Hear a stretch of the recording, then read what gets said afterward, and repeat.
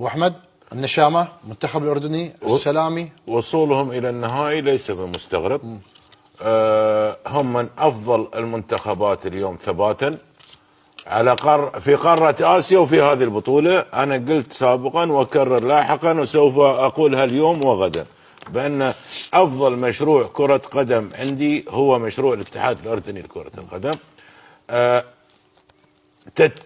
ما ينقص هذا المشروع تتويج هذا المنتخب بلقب قاري فقط، وأتوقع أن التتويج أصبح قريبا جدا. السلامي مع النشامة. للأمانة المنتخب الأردني في آخر سنتين وصيف البطولة الآسيوية، نهائيات كأس العالم لأول مرة، نهائي البطولة العربية، مشروع متكامل.